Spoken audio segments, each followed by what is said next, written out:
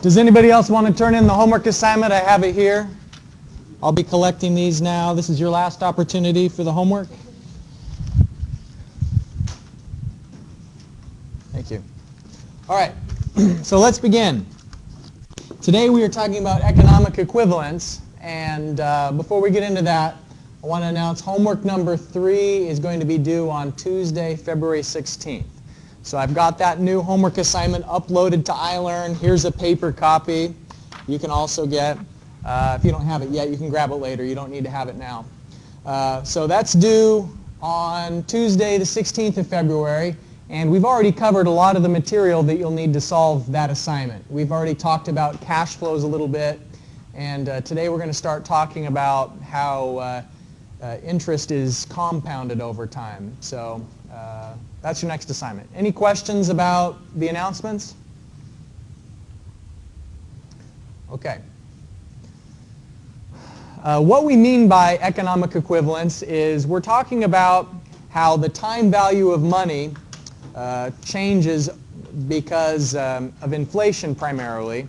And so economic equivalence is where you're combining the interest rate and how the value of money changes over time to find out how the different amounts are equivalent due to the different times. So that's kind of a vague definition. It maybe doesn't help you to understand quite yet what we mean. And I think the graphical definitions are probably easier to grasp on this.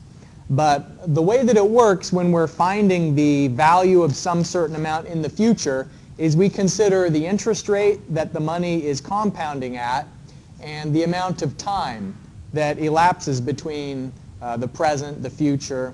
And last class period we talked about what A means. Do you remember what A stands for? Annual series, right. And it's a little bit of a misnomer because it's still labeled as an A even if it's being paid out on a monthly basis. Remember that when we draw a cash flow diagram, we put these tick marks in here and we number it sequentially, 3, 4, 5. But it doesn't necessarily always mean year by year. These time periods can be months, right? And so if you are receiving money every month, like I hope you will after you graduate, it would still be labeled as an A. And so an A, the definition is just that it's always the same amount and it's recurring consecutively.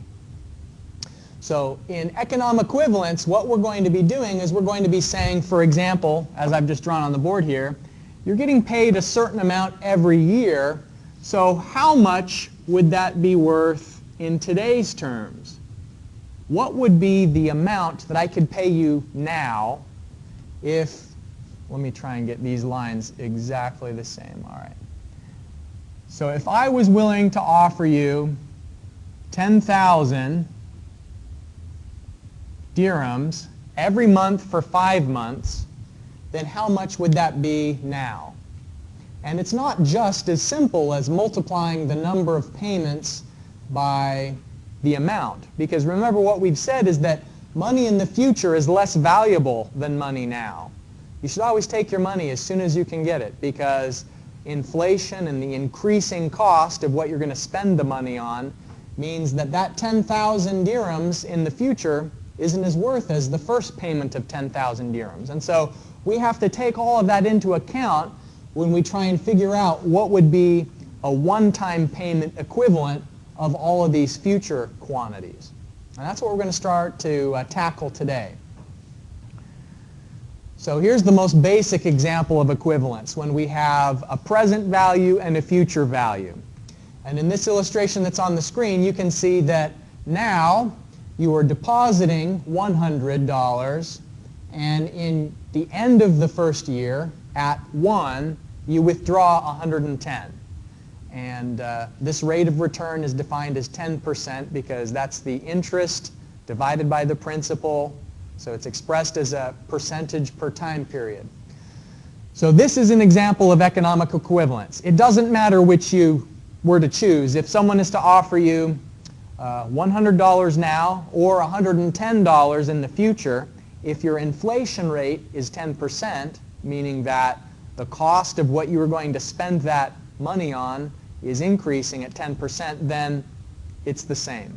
Taking it now or taking it in the future is equivalent, as long as they're offering you more in the future. And the amount they're offering you is the same as the costs increase. So any questions so far about these ideas? All right.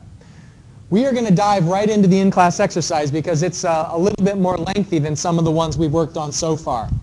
Does anybody need this, not have it? In-class exercise number 5, economic equivalence. Okay. So we're going to go in stages here. We'll work on the two problems that are on the front of the page. And of course, collaborating with your classmates here is the name of the game for these in-class exercises. And then I'll pull up the solution on the screen, and then we'll do the one on the back, which is a little bit more lengthy, after we've already finished looking at the solution for part 1 and 2. All right, so I'm going to pause the recording, turn the time over to you. You need it?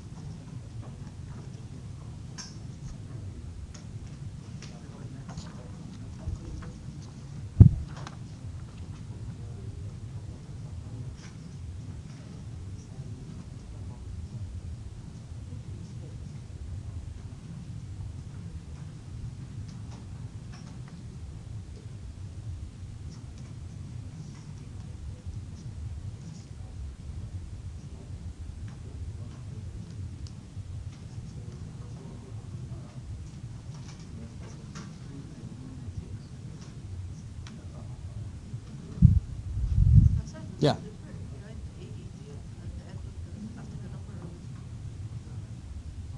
Okay, the first question is asking just about, for 1 year, you want to receive $95,000 next year, so that's in year 1. The investment account offers 9% annual interest, so I is 0.09. How much should you deposit today? So this is the future amount. The present amount is unknown. Present times 1.09 will give you the future. So 87, 155, 96, right? And that's just assuming that it compounds all at once at the end. It's not compounding daily. It's not compounding monthly. It's just the 9% interest is paid all at once at the end. And so the cash flow diagram from our perspective, that's the default perspective in a problem like this, unless it, on the last in-class exercise at the end, it said, from the bank's perspective. But here, we're not given any special instructions about somebody else's perspective, so we assume that that's whose perspective we're doing it from. So from us, we make a payment in year 0, and then we make a withdrawal in year 1. So we're losing money in year 0, and then we're getting the money back in year 1. Any questions about the first one? All right, it's the second one that's a little bit more tricky, or maybe you feel it's a little more annoying, because I'm asking you to do something in a repetitive way, and you feel that there's got to be some easy way to do this, right? There's a formula that would make this easier, and of course there is. And I'm going to teach you that formula later, but also what I'm going to teach you is how to do things with Excel. And sometimes we're going to use Excel to do things the sort of manual, repetitive way. And because Excel is so good at doing repetitive calculations quickly, that the repetitive way on Excel is faster than the smart equation way on paper. So that's why it's important to know both approaches. You have to know sort of the manual repetitive approach, because that's what you'll apply when you're solving with the computer sometimes. Okay, so here is how I did problem 2. How much should you pay in year 4, here at the end of our cash flow diagram, if you receive 4 equal annual payments of $12,500 starting today being 0. So here's the 4 payments, 1, 2, 3, 4. 5% annual interest. So the way this is working is that the first amount that I get As soon as you get the money, the clock is ticking, and you're owing and accumulating interest for that. So at year 1, then you owe $13,125 on the amount that you got at 0. But then they give you another $12,500, and so the total amount you owe is the amount you just got plus the amount you got previously and its associated interest. So there's really 3 pieces to this first number of $25,625. The 3 pieces are the original principal of $12,500, the interest that accumulated, and then this new principal that just barely came in. And so you can see that then this amount, $25,625, we multiply that by 1.05, and 1.05 is the principal plus the interest. The interest expressed as a decimal there, 0.05, because it says earlier it's 5% annual interest.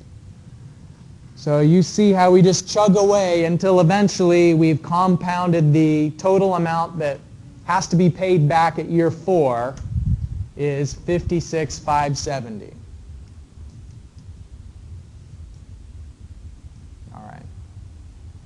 So there definitely is a formula out there that would just allow you to calculate that all at once, but I'm not telling you yet. Yes? You take that amount from the year before, and then compound one of the years of the number of years. So let's say on year 2, take it to get 13,000. Yeah. And then you add to it 12,500 to power 2. 12,000. That times 1.0. So you've sort of noticed a pattern that you can use to make it simpler, and there is, definitely. Excellent. Okay, so on part 3, if you turn over the page, on part 3, we're going to look at a new idea. Okay, so fuel prices change a lot, and they're actually pretty low right now. Anybody know what the new price of fuel is for this month? 1.49? I buy E plus because I'm a cheapskate. So I think that's like 130 something even. It's really getting low. But I remember back when I was in the U.S., I went to Washington, D.C. for vacation one time, and the fuel costs are very high in Washington, D.C. And it just works out this way that dirhams per liter are almost exactly the same as dollars per gallon. And that's because there's 3.68 dirhams per dollar and 3.78 liters per gallon. So roughly the two are about equal. And I paid more than $4.50 a gallon in Washington, D.C. when the gas prices were at their highest. And so that would be equivalent to 4.5 dirhams per liter, which is really expensive. And back then, when the fuel was really a high cost, I wish that I'd had some way to buy the fuel and then store it. You know, back when it's cheap, you want to buy a lot, and so you can stock up. But of course, gasoline isn't something you can easily store, right? It's kind of dangerous to keep a big pile of gasoline in your closet and then just take some out every time you need it. It doesn't work that way, right? You can stack firewood and you can store a lot of things, but you can't really store gasoline. But what if you could? That's what this problem is saying. Let's say that we can buy kerosene right now for 2 dirhams and 20 fils per liter. In 3 years, we expect the price is going to increase to $2.65 per liter. And we know that in 3 years, we have to have 10,000 liters of fuel available. We're just going to use it all at once in 3 years. And so we're trying to find out which is better. And better, I'm not going to define that for you yet. I'd like you to figure out your own definition of what I mean by better. And then when we're done, we'll talk about what better might mean. You can identify the right one a couple of different ways. So 2 options. Option A, buy the fuel now at the lower price, obviously. Buy the fuel now at the low price and then pay a storage fee to hold on to it for 3 years. So that's one option. The other option is invest the amount that you are going to spend in Part A. So once you solve Part A, you'll know how much it costs.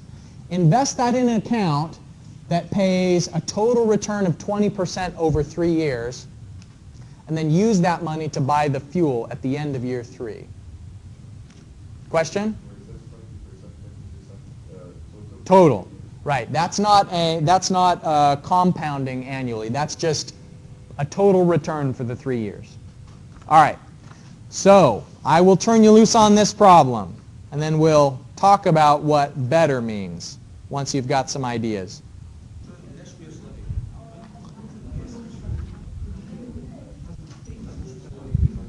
There's a couple ways to do this one. I'll show you how I did it. Okay, so we've already talked about the problem statement. If we buy the fuel now, we have to pay for the fuel cost of 220,000 dirhams, and then we also have to pay the storage fee. And so the total cost for the fuel that we're going to use it in 3 years, but we're buying it now, is 260,000 dirhams. So the idea is, what else could you be doing with that money? You're spending the money now for something that you're not using until the future. And so there's something we'll talk about later called an opportunity cost. An opportunity cost is there's always something else you could be doing. Like your opportunity cost right now is that you could probably be asleep, or you could be at the beach or at the mall. There's a direct cost that you paid to be here, which is your tuition. But then there's also the other things you could be doing, like working or whatever. So here, what we're saying is the opportunity cost is if you buy the fuel now, you can't do anything else with that money. The money is spent. And you have an opportunity that you could put it into some sort of a savings or an investment account. And so let's consider that other alternative. So if you put that same amount of money that you were going to spend, if you put 260,000 dirhams into the savings account, how much would you have? So we invest that into the account, and it returns 20%, which is a profit of 52,000. So the idea here is that at the end of the 3 years, you'd have a pool of money to buy that kerosene that you need. So how much do you have available to buy the kerosene? You've got 312,000 dirhams available to buy the kerosene. And so the question is, how much is that fuel going to cost? Did the price go up more than the value of your account? So we have to buy the 100,000 liters of fuel at 2.65. We don't pay any storage fee, and the total cost is 265,000 dirhams. Yeah, so you can think of it as profit because we have some money left over. We've got 47,000 dirhams left over. That's the difference between our pool of money that's available and how much we had to spend in order to buy the fuel. So as I was walking around, I got some really good comments. I had one student who said, it's hard to predict fuel prices, right? You never know, especially 3 years in the future. If we have a monthly change for fuel prices, that's 36 months of fuel price changes. There could be a big incident that reduces the fuel supply. There could be a new technological method that increases the fuel supply. And that's sort of what happened. That's why fuel prices are low now, is a hydrologic fracture of underground rocks caused all of a sudden there's a lot more oil and gas on the market than there used to be, and so prices are low. So you don't really know whether option A or option B is better. The only way that you know for sure that you'll have the fuel is if you buy it now. You know you've got it, you're paying everything in advance. But there's even uncertainty there, like what if the person who's holding onto your fuel, what if they go bankrupt? Or what if there's an accident and the fuel spills? So there's all sorts of risks that have to be accounted for. You can buy insurance against most kinds of risks like this. Hedge your bets, as they say.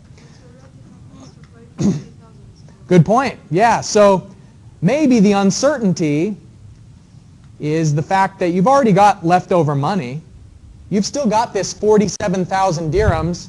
If the fuel prices go up more than you expected, then just use this extra amount to pay for it. So you have a little bit of a cushion, as they say. You have like a safety factor to still buy the fuel. Option B is better. So any questions or observations about this one? So what happened in this example is that there are two different rates. There was the interest rate,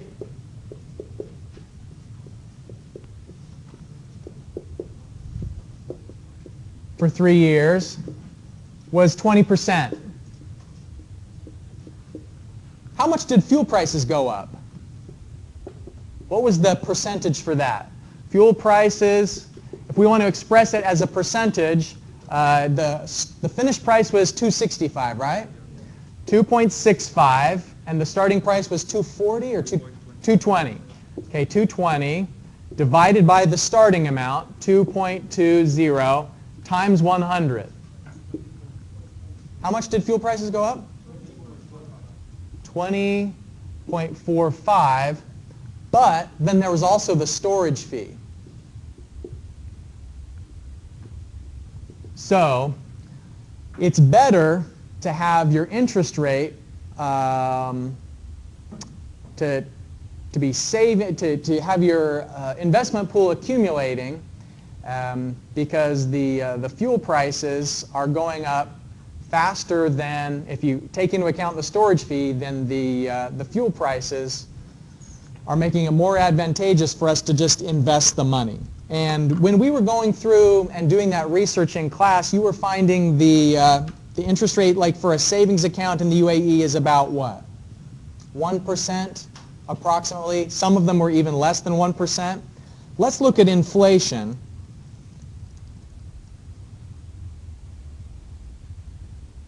And see how much prices are going up over time. 4.3% rise.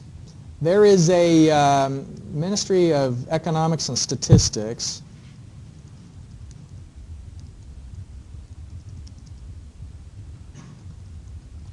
They put out a report every month that says exactly how much the inflation is going up. I'll show you what a previous report looked like. I was hoping to find it really quickly there, but I'm not certain I'd be able to. Here we go. All right, so these reports are put out every month. And for example, here's the report that came out comparing the prices in the end of April to the end of May 2014. And so during that annual period, prices went up 4.3%. And if you think about your investments, if the money you have saved is growing at less than the inflation rate, what that means is that actually your money is losing value, because the money you have saved can't buy as much in the future as the prices are going up. And so really what you want to do is you want to find investments where the rate of return is greater than your anticipated rate of prices going up. Now, just in this problem, we were saying it's hard to know exactly what fuel prices will be in the future. And it's even more difficult to predict what the prices of everything is going to be in the future, because there's so many things that average into the overall rate of inflation in the economy. The way that you spend your money includes transportation, clothing, housing, food, entertainment, communications, and all of those things change at different rates. You know, the price of computers has come down over time. If you compare a computer to the past and what it was able to do, the speed, the memory, the storage space, nowadays you could buy that same computer for just pennies on the dollar, really. But then things like entertainment and communication expenses maybe are higher than they were in the past. And so the bottom line is that when we're looking at the time value of money, trying to compare amounts in the future to amounts now, there's a lot of uncertainty involved. We're going to oftentimes just say, this is the amount, and we'll do the calculations based on this amount. But in the back of our heads, we should always be skeptical. And we should always be wondering, well, what happens if we don't get as much as we expect? Or what happens if the inflation rate is 8.3% instead of 4.3%, and so on. Okay, so before we finish, let's just take one final look at these announcements, and then I will let you go for the day. By the way, if you didn't pick up a copy of the next homework assignment, that paper is at the front of the classroom. Okay, so homework 3 is due a week from today. There's the paper for it. I will see you in class on Thursday. If we didn't have 50 more 50,000, we still choose option A. Just one second.